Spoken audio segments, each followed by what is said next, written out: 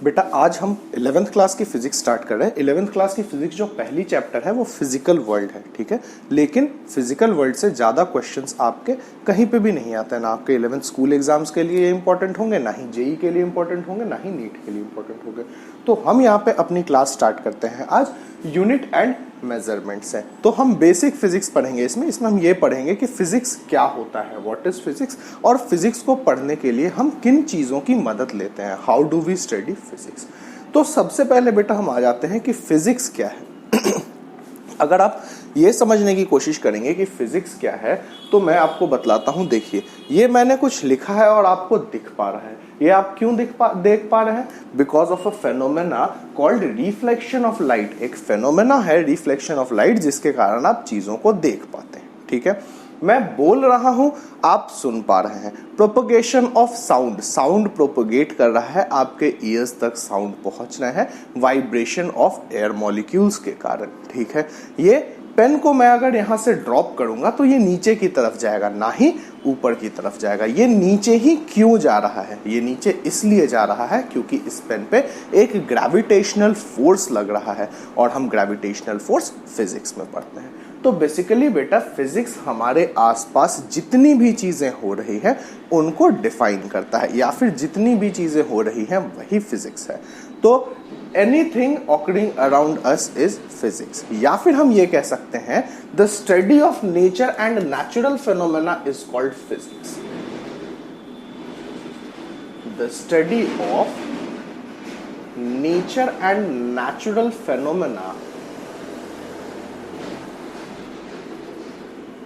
is called physics। ठीक है बेटा, अगर आप नेचर और नेचुरल फेनोमेना के बारे में पढ़ेंगे तो इसे आप क्या कह देंगे? फिजिक्स कह देंगे। दूसरी बात आती है कि जब हम फिजिक्स पढ़ते हैं तो हम फिजिक्स पढ़ने के लिए किन्हीं चीजों की हेल्प लेते हैं, ठीक है। उन चीजों को हम क्या बोलते हैं? Physical quantities. क्या बोलते हैं? Physical quantities. मतलब फिजिक्स हम पढ़ते हैं तो हम फिजिक्स में फेनोमेनास को डिफाइन करने के लिए, कोई भी फेनोमेना हो रही है उसको डिफाइन करने के लिए हम फिजिकल क्वांटिटी की मदद लेते हैं। किसकी मदद लेते हैं? फिजिकल क्वांटिटी की। तो बात करते हैं कि फिजिकल क्वांटिटी क्या है, व्हाट इज फिजिकल क्वांटिटी। तो anything which can be measured directly और indirectly, anything which can be measured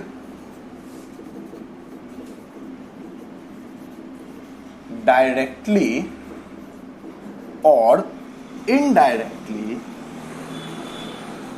is called a physical, indirectly is called a physical quantity, ठीक है। तो हमने ये समझा कि अगर हम किसी चीज को मेजर कर पा रहे हैं तो वो क्वांटिटी क्या है? फिजिकल क्वांटिटी है। अब मेजरमेंट में यहां दो वर्ड आ गई, मेजर्ड डायरेक्टली और मेजर्ड इनडायरेक्टली। तो डायरेक्ट मेजरमेंट का मतलब होता है कि आपको लेंथ मेजर करना है तो आपने मीटर स्केल से लेंथ मेजर कर लिया, या फिर वर्नियर कैलिपर से लेंथ मेजर कर लिया, या फिर स्क्रू गेज से लेंथ मेजर कर लिया। वर्नियर कैलिपर और स्क्रू गेज अगर आपको नहीं पता है तो हम आगे मेजरिंग इंस्ट्रूमेंट्स में पढ़ेंगे कि वर्नियर कैलिपर और स्क्रू गेज क्या होता है। आईआईटी जेई में एक question vernier calliper screw gauge से आने की प्रोबेबिलिटी होती है, नीट में भी कभी कभी क्वेश्चन आ जाता है। तो डायरेक्ट मेजरमेंट क्या है? आपको लेंथ मेजर करना है, आप लेंथ मेजर कर रहे हैं। आपको मास मेजर करना है, आप मास मेजर कर रहे हैं। बट इनडायरेक्ट मेजरमेंट बेसिकली क्या होता है? अब देखिए, यहां से हमें अगर सन की दूरी नापनी हो तो सन हमसे बहुत दूर है, हमें पता है। तो सन की दूरी हम कैसे नापते हैं? सन की दूरी नापने के लिए हम ये टाइम कैलकुलेट करते हैं कि सन से लाइट हम तक कब पहुंच रही है, ठीक है। तो यहां पे हमने सन से लेंथ नापना था लेकिन हमने टाइम कैलकुलेट किया। क्यों किया टाइम कैलकुलेट? क्योंकि हमें लाइट की वेलोसिटी पता है। लाइट की वेलोसिटी जो है उसमें हमने टाइम को मल्टीप्लाई कर दिया तो डिस्टेंस आ गया, ठीक है। तो इनडायरेक्ट मेजरमेंट या तो बहुत बड़े मेजरमेंट जिनको कि हम डायरेक्टली मेजर नहीं कर सकते हैं, या फिर बहुत छोटे मेजरमेंट जिनको भी आप डायरेक्टली मेजर नहीं कर पाएंगे, ठीक है। जो चीजें नहीं दिख रही हैं, सब एटॉमिक जो डिस्टेंसेस हैं, इनको मेजर करने के लिए हम इनडायरेक्ट मेजर यूज करते हैं। तो डायरेक्ट मेजर नॉर्मल मेजरमेंट के लिए, इनडायरेक्ट मेजर आप किसके लिए यूज करेंगे? या तो बहुत बड़ी क्वांटिटी हो या फिर बहुत छोटी क्वांटिटी हो। अब बेटा फिजिक्स में अगर हम फिजिकल क्वांटिटीज की बात करेंगे तो फिजिकल क्वांटिटीज बहुत सारे होते हैं, ठीक है, infinite number of physical quantities आ जाएंगे। तो आपको बायोलॉजी वाले क्लासिफिकेशन ज्यादा पढ़ते हैं तो उन्हें ज्यादा समझ में आता है क्लासिफिकेशन, ठीक है। तो आपको यहाँ पे क्लासिफिकेशन की नीड हो गई। अगर फिजिकल क्वांटिटीज हम बहुत ज्यादा पढ़ेंगे तो हम कंफ्यूज हो जाएंगे, तो हमने फिजिकल क्वांटिटीज को क्लासिफाई किया। तो जब हम फिजिकल क्वांटिटीज को क्लासिफाई करते हैं तो पहली क्लासिफिकेशन है इसकी स्केलर क्वांटिटी और वेक्टर क्वांटिटी, ठीक है, scalar quantity and vector quantity. और दूसरी जो क्लासिफिकेशन है इसकी वो है fundamental quantity and derived quantity. वो क्या है? Fundamental quantity and derived quantity. बेटा स्केलर की अगर बात करें तो इसके पास मैग्नीट्यूड होता है, यूनिट होता है और कोई भी डायरेक्शन नहीं होता है। अगर हम वेक्टर क्वांटिटी की बात करें तो वेक्टर क्वांटिटी एक ऐसी क्वांटिटी होती है जिसके पास मैग्नीट्यूड भी हो, यूनिट भी हो, डायरेक्शन भी हो और इसके साथ साथ follows vector law of algebra. कहने का मतलब वेक्टर क्वांटिटीज को आप डायरेक्टली ऐड या सब्सट्रैक्ट नहीं कर सकते हैं। देखिए अगर आपने एक फोर्स लिया 5 न्यूटन, फोर्स एक वेक्टर क्वांटिटी है, एक फिजिकल क्वांटिटी है, फिजिकल क्वांटिटी में हमने इसे वेक्टर क्वांटिटी, तो 5 न्यूटन ये ईस्ट की तरफ लग रहा है और 5 न्यूटन हमने नॉर्थ की तरफ लगा दिया, 5 न्यूटन नॉर्थ की तरफ लगा दिया। इन दोनों को जब आप ऐड करेंगे, जब आप जोड़ेंगे तो इन दोनों का आंसर 10 न्यूटन नहीं होगा। क्यों नहीं होगा? क्योंकि इनका कोई रिजल्टेंट, आप किसी चीज को इधर से भी खींचे और इधर से भी खींचे तो इनका जो रिजल्टेंट होगा वो इधर आ जाएगा। मतलब अगर आप इस पेन को इधर से भी खींच रहे हैं, ऐसे भी खींच रहा हूं मैं और ऊपर भी खींच रहा हूं, तो ये ना ही ऊपर सीधा जाएगा ना ही इधर सीधा आएगा, ये ऐसे ट्रेवल करने लगेगा, ठीक है। अगर इधर खींचते तो सिर्फ इधर आता, इधर खींचते तो सिर्फ इधर जाता, लेकिन ये अब क्या होगा? ये ऐसे, ठीक है, इसके प्लेन में। क्यों? क्योंकि इन दोनों फोर्सेस को ऐड करके आंसर 10 न्यूटन नहीं आया, तो हम इन्हें डायरेक्टली ऐड नहीं कर सकते हैं। क्यों नहीं कर सकते हैं? क्योंकि इनका डायरेक्शन अलग है। अगर एक डायरेक्शन में हो तो वेक्टर क्वांटिटीज भी डायरेक्टली ऐड हो सकते हैं। तो बेटा स्केलर और वेक्टर, वेक्टर हमारा एक चैप्टर ही है आगे, तो वेक्टर हम अच्छे से पढ़ेंगे, स्केलर आपको समझ में आ गया।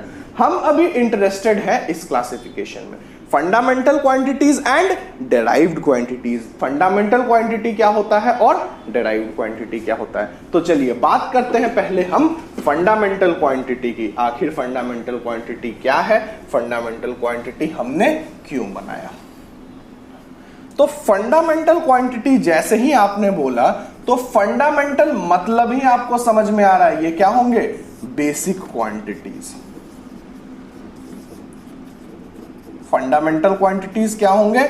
बेसिक क्वांटिटीज होंगे, ठीक है।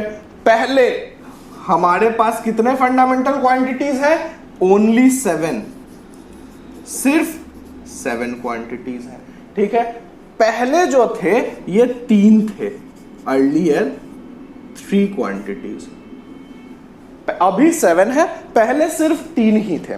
तो देखिए बेटा हमारे पास एक एसआई सिस्टम है, हमारे पास एक एसआई सिस्टम है फिजिक्स में जो कि हमें बतलाता है कि हमें क्या चीजें माननी है, ठीक है। मतलब जो रूल्स हैं वो फिजिक्स के एसआई सिस्टम निर्धारित करता है, फिक्स करता है कि हम इन्हीं रूल को सही मानेंगे। जैसे कि पिछले साल, एग्जैक्टली पिछले साल तो नहीं बोल सकते, हाँ मान के चलिए कि 1 साल पहले लगभग एसआई सिस्टम ने मीटर आपको पता है लेंथ की यूनिट है, तो 1 मीटर कितना बड़ा होगा इसकी डेफिनेशन को एसआई सिस्टम ने चेंज किया था, ठीक है। 1 मीटर 1 केजी, इनफैक्ट जितने भी फंडामेंटल क्वांटिटीज हैं उनके जितने भी यूनिट्स हैं उनके डेफिनेशन को एसआई सिस्टम ने चेंज किया था। तो एसआई सिस्टम ये डिफाइन करता है। तो एसआई सिस्टम ने बोला कि ये 7 फंडामेंटल क्वांटिटीज हैं। ये फंडामेंटल क्यों है? क्योंकि इनके अलावा जितने भी क्वांटिटीज हैं वो इन 7 पे डिपेंड करेंगे या फिर इन 7 से बनाए जा सकते हैं। कोई दिक्कत? कोई दिक्कत नहीं। पहले 3 था तो 3 से कुछ क्वांटिटीज को डिफाइन नहीं किया जा पा रहा था तो उन्होंने 7 कर दिए। कौन कौन से हैं बेटा 7? देख लें। ये है length, mass, time, temperature, current, amount of substance,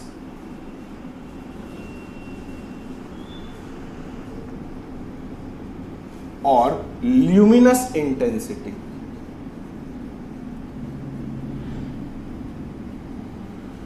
ठीक है बेटा, सभी के यूनिट्स देख लेते हैं। लेंथ की जो यूनिट है वो मीटर है, मास की यूनिट किलोग्राम होती है, टाइम की यूनिट सेकंड्स होती है, टेम्परेचर की एसआई यूनिट बेटा केल्विन होती है, सेल्सियस नहीं होती है, करंट की एसआई यूनिट एम्पियर होती है, आपने क्लास 10th में पढ़ा होगा। अमाउंट ऑफ सब्सटेंस की एसआई यूनिट मोल होती है।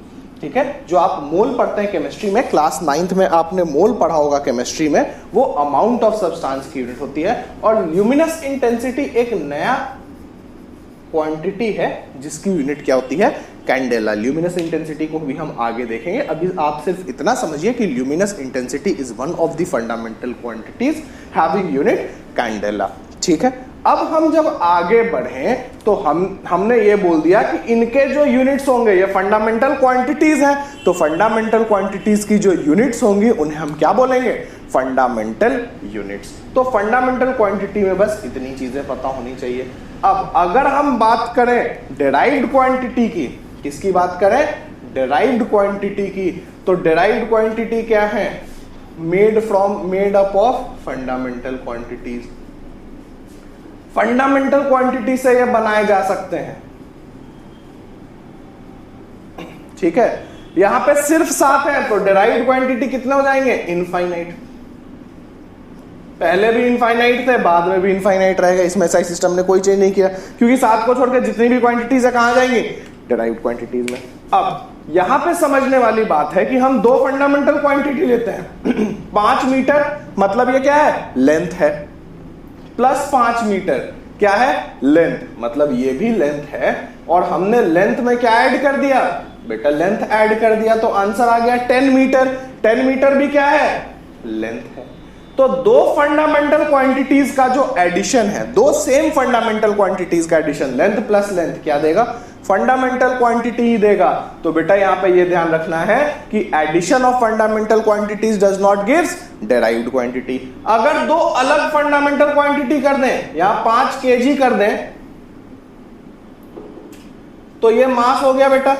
तो 5 मीटर प्लस 5 kg कुछ होगा ही नहीं। 5 मीटर प्लस 5 kg हम ऐड ही नहीं कर सकते भाई। 5 मीटर चल के 5 kg चीनी लाए, 10 तो कुछ बोल ही नहीं सकते, ऐड तो कर ही नहीं सकते। ठीक है, तो फंडामेंटल क्वांटिटी आपके 2 अलग हो तो ऐड ही नहीं किए जा सकते हैं। ठीक है, ऐसे ही अगर हम सब्सट्रैक्शन की बात करें, बेटा 5 मीटर में से 2 मीटर घटा दिया, 3 मीटर आया, मतलब लेंथ में से लेंथ घटाया तो लेंथ ही आया।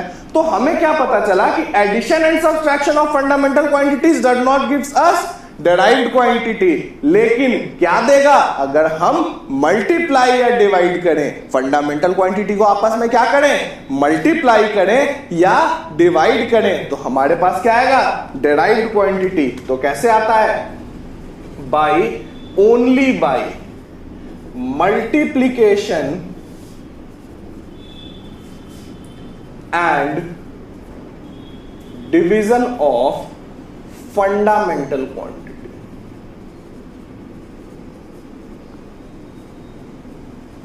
सिर्फ मल्टीप्लिकेशन और डिवीजन करना पड़ेगा आपको फंडामेंटल क्वांटिटी का, तभी डिराइव्ड क्वांटिटी आएगा। और एडिशन और सब्सट्रैक्शन ऑफ फंडामेंटल क्वांटिटीज हमें डिराइव्ड क्वांटिटीज नहीं देंगे। ठीक है, एक बार शुरुआत से देख लेते हैं हमने क्या क्या पढ़ा। हमने सबसे पहले पढ़ा फिजिक्स क्या है, तो the study of nature and natural phenomena is called physics. Nature और नेचुरल फेनोमेना की जो स्टडी हम करेंगे उसे हम फिजिक्स बोलेंगे। इस फिजिक्स को पढ़ने के लिए हम फिजिकल क्वांटिटीज की मदद लेते हैं। इन फेनोमेना को एक्सप्लेन करने के लिए हम फिजिकल क्वांटिटीज की मदद लेते हैं। तो फिजिकल क्वांटिटीज क्या है, जिन क्वांटिटीज को आप मेजर कर सकें वो क्या है, फिजिकल क्वांटिटीज है। मेजर आप या तो डायरेक्ट कर सकते हैं या इनडायरेक्ट कर सकते हैं। डायरेक्ट इनडायरेक्ट मेजरमेंट आपको एक्सप्लेन कर दिया गया है, ठीक है। इसके बाद हमने पढ़ा कि फिजिकल क्वांटिटीज के दो टाइप के क्लासिफिकेशन है। एक में उन्हें बांट दिया स्केलर और वेक्टर। स्केलर में बेटा डायरेक्शन नहीं होगा, वेक्टर में डायरेक्शन होगा और कुछ स्पेशल लॉज को वो क्या करेगा, फॉलो करेगा। इसके बाद हमने पढ़ा कि फिजिकल क्वांटिटीज को आप दो और पार्ट में क्लासिफाई कर सकते हैं, जिसे आपने बोला फंडामेंटल और derived. Fundamental quantity basic quantity है, सिर्फ 7 है। कौन कौन से हैं देख लिए और इनके यूनिट भी देख लिए, ठीक है। डिराइव्ड क्वांटिटी की बात करें तो फंडामेंटल क्वांटिटी से ही बनते हैं। कितने हैं, इनफाइनाइट है। और कैसे बनेंगे, सिर्फ मल्टीप्लाई और डिवाइड करेंगे बेटा फंडामेंटल क्वांटिटी को, तो हमारे पास डिराइव्ड क्वांटिटीज बनेंगे, ठीक है। आज के लेक्चर में हम इतना ही करते हैं। अगले लेक्चर में हम बेसिकली पढ़ेंगे कि डिराइव्ड क्वांटिटीज फंडामेंटल क्वांटिटीज से आखिर बनता कैसे, ठीक है। ये देखेंगे। इसी में एक टॉपिक जुड़ जाता है डायमेंशंस। डायमेंशंस के क्वेश्चंस ही आपको आते हैं और थर्ड लेक्चर में जो आपका उसके नेक्स्ट लेक्चर होगा उसमें हम देखेंगे कि डायमेंशंस के क्या क्या यूजेस हैं, ठीक है। तो आज पहले लेक्चर में हम इतना ही करते हैं। Thank you.